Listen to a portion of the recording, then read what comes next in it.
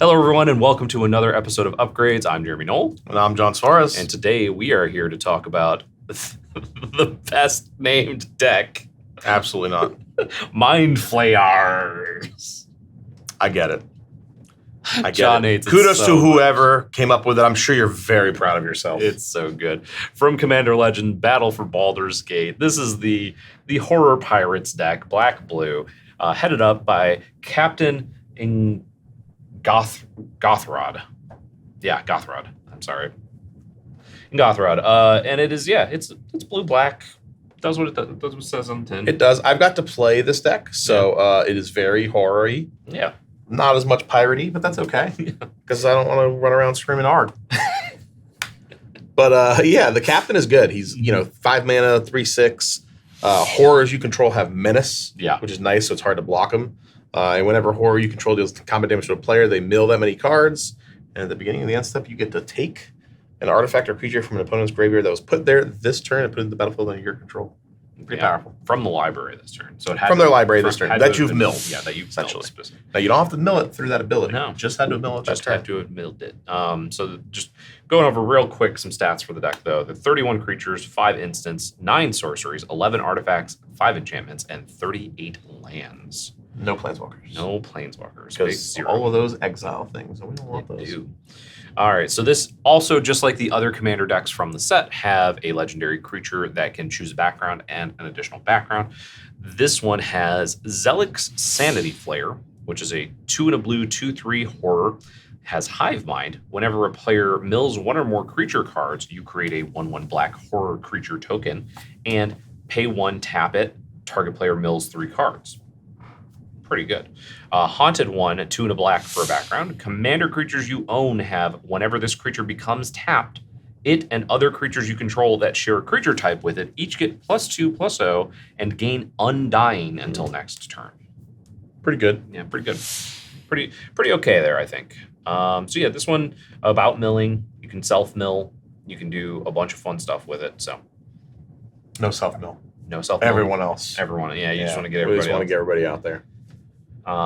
So some cool new cards in this deck. Just like the other decks, there are 10 new cards in this deck specifically, including those 2 new creature and background. The first one that we're going to go over is Aboleth Spawn. It's a fish horror. Don't like to look at that. 2/3 flash, 2 and a blue, ward 2, and probing telepathy. Whenever a creature entering the battlefield under an opponent's control causes a triggered ability of that creature to trigger, you may copy that ability. You may choose new targets for the copy. Yeah, pretty sweet. I like it is. It's got a lot of words. Those things end up being better than you think. Yeah. Once you get them in practice. So another new card we have is Endless Evil. There's 2 colors and a blue, an enchantment aura. It enchants a creature you control, not just any creature. At the beginning of your upkeep, you create a token that's a copy of the enchanted creature, except the token is a 1/1.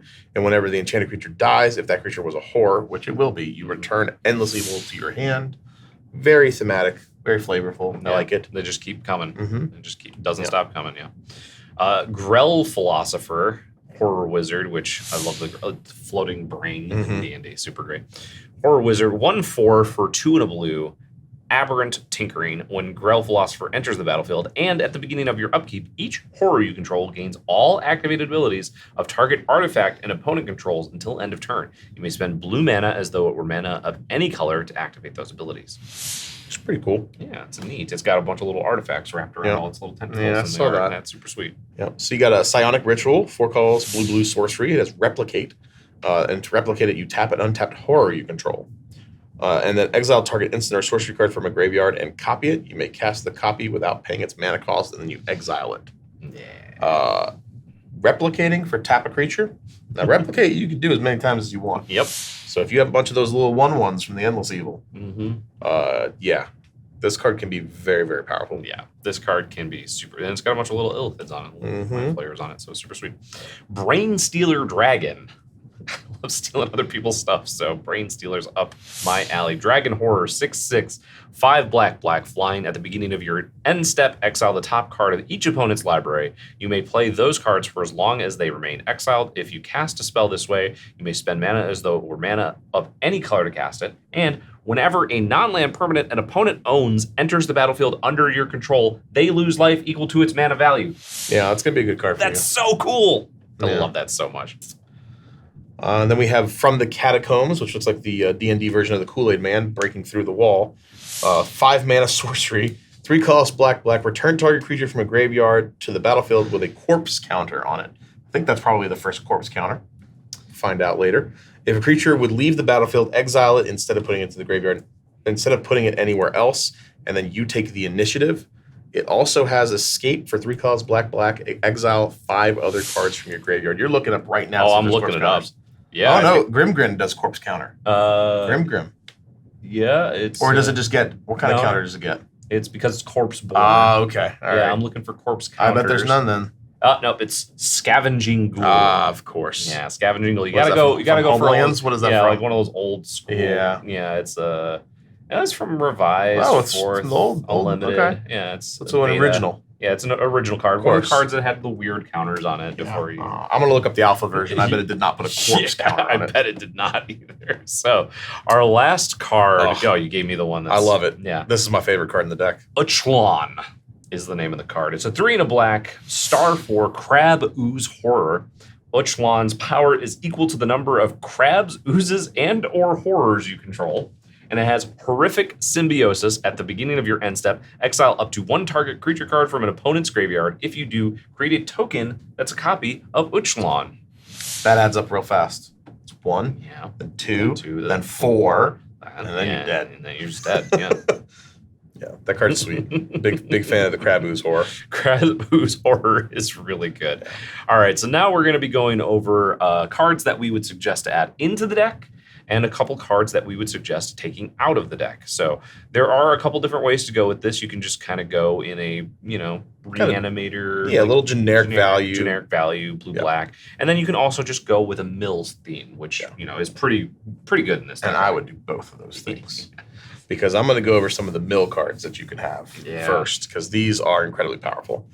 So you have Court of Cunning, which I believe was from the previous Commander Legends. Enchantment, when it enters the battlefield, you become the Monarch. Love Monarch, which you've said multiple times here. And at the beginning of your upkeep, any number of target players each mill 2 cards, unless you're the Monarch, and then they mill 10. Yep. All the court cycle from the original Commander Legends I think was really good. I do like playing those cards quite a bit. Just adding the Monarch to a game of Commander is super great. And this one mills. Yeah, this one mills. The red one deals damage. The white one makes tokens. Love it. Lots of cool stuff. Maddening Cacophony, which I really enjoy as well. It's 1 and a blue for a sorcery. It also has kicker of 3 and a blue. Each opponent mills 8 cards if the spell was kicked. Instead, each opponent mills half their library rounded up, so it just becomes a traumatize. So. Speaking of traumatize, the next card we have is from Streets of New Capenna, and that is Cut Your Losses. This is an incredibly, insanely powerful traumatize. So 4 colors, blue, sorcery. It has casualty 2. So as you cast it, you can sacrifice a creature of power 2 or greater, and if you do, you copy it and choose a new target, and its target player mills half their library rounded down. In this deck, again, you heard what the commander does. You just want cards in their graveyard. Just pew, pew. And then take them. You don't have to deal damage to them if you're just stealing their cards. You just steal other cards.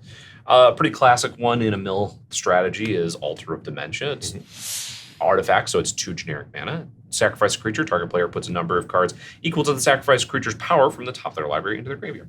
Yep. And then one of my favorite mill cards from a very underpowered set of Dragon's Maze, which was Mind Grind, X blue-black. Each opponent reveals cards from the top of his or her library until they reveal X land cards. So normally you're paying this card, or you're playing it, for 4 or 5, or you're just kind of dumping all of your mana into it. But people like to skimp on lands. Yeah. And you get to punish them for it. If people are playing, 30, 32, 34 for some reason. They just take advantage. Yeah, take advantage. A few cards that we would suggest taking out. The first one is one we've talked about in another one of the upgrades episodes from this set, and that is Hex. Another one that we talked about was another that targets X amount. It targets 6 things. Hex is 4 black sorcery, destroys 6 target creatures. Okay. You have to have 6 targets. Yeah. Ether Gale is a little bit more defensible because it's non-land permanents, but it's still, you just don't want to be spending the mana on that. Yeah. The other card I cut from this deck, which I thought was from this, but is actually from Streets of New Capenna, apparently, was Dustmangler. This card costs a lot, but it is a sweet card. 7 mana, 5/4 horror. As an additional cost to cast this card, you can pay 4 life, discard a card, or sacrifice a creature. And when it enters the battlefield, each opponent sacrifices a creature, discards a card, and loses 4 life. So that's a lot of value, but it is very expensive. It is a 7. And we're talking about taking cards out so that we can replace them with kind of generically good cards. Yeah. And I think these are the ones that make sense to do that with. Yeah. Pull from Tomorrow, an okay X, draw spell. Yeah. And then there's 2 metagame cards in the deck that, for some reason, they're both horrors, and they both have a little bit of evasion, so I get it. But I feel bad if I have a pro-white creature in my deck and a creature that can't be blocked by white creatures if my opponent's playing white. And that's Dross Harvester, which is a 3 mana, 4/4. Pro-white, at the beginning of your end step, you lose 4 life, and whenever a creature dies, you gain 2 life. And then there's Dothi Horror, which is just a 2/1 shadow creature. It's a horror, so I get it. Yeah. But if we're cutting these cards out of the deck to put generically good cards in, we have some pretty good generic good cards in them. So speaking of the generically good cards, we didn't go over those. There's one that I really love, and recently actually dropped in price quite a bit because of a secret layer printing, and that is Rise of the Dark Realms. It's 7 black, sorcery, put all creature cards from all graveyards onto the battlefield under your control. That card will go very well with Cut Your Losses. Oh, very well. Yeah. Very well. And since we cut Pull from Tomorrow, another draw spell that would kind of fit this deck's theme, and that's pretty good, into the story. So it costs 7 for an instant to draw 4, but it costs 3 less if an opponent's card has 7 or more cards in their graveyard, which they will. For sure. Yeah, Dothi Embrace, 2 and a black enchantment. Black, target creature gains shadow until it returns. To kind of bring back in the shadow. Yeah, I don't have to have the one that can't be blocked by white shadow creatures. Yeah. All my creatures can have shadow. Yeah. A card that I didn't realize was a horror, because when it was printed, it definitely was not. And that is Hell's Caretaker. 3 colors and a black. It is a horror. It's a 1/1, and you can tap it to sacrifice a creature, return a creature card from your graveyard to the battlefield, but you can only activate it during your upkeep because it's a weird card that was printed in Legends. It was printed in Legends, so it's super weird. And then last but not least, the classic, Animate Dead. It's an enchantment aura. It has a bunch of text on it, but basically says you can grab a creature from a graveyard. Any graveyard. It comes into play and makes that creature have -1/-0. Yep. But it's basically just raises it. Give me whatever the best is out there. Yeah, it's just they had to template it because it was an old card that was templated. Yeah, you mean it's not an enchant dead creature anymore? Yeah, it's not an enchant dead creature anymore. So, but yeah, we talked a little bit about in another episode of sometimes you don't necessarily want like the generically best card. You don't necessarily want your demonic tutor. You want something that's going to be flavorful, and I think Into the Story is a really good example. Yeah, of that. it's a very good draw spell that thematically works for the deck. 4 cards at instant speed is still really good. Yeah. Pull Tomorrow would have given you for 4 mana gives you 2 cards. Yeah. And you discard one of them. So yeah. And this one draws. I think it's a good just upgrade. draws 4 is because you're going to be milling them out and stuff like that. The courts again. Courts are fantastic. Really good, so. So that is our upgrades for suggestions for in and out upgrades for the the pirate deck, Mind Flayarrrs. I thought we were going to get by that. Nope. Doing it again. Mind Flayers are great. Pirate Mind Flayers even better. You gotta put it in there. It's so good. So make sure to like, comment, share, subscribe, binge, and hit the bell to get notified of whenever new episodes come out. Make sure to also let us know what cards you would put into the deck in the comments below. For Jonathan Suarez, I'm Jeremy Knoll. Thank you so much for watching. We will see you next time.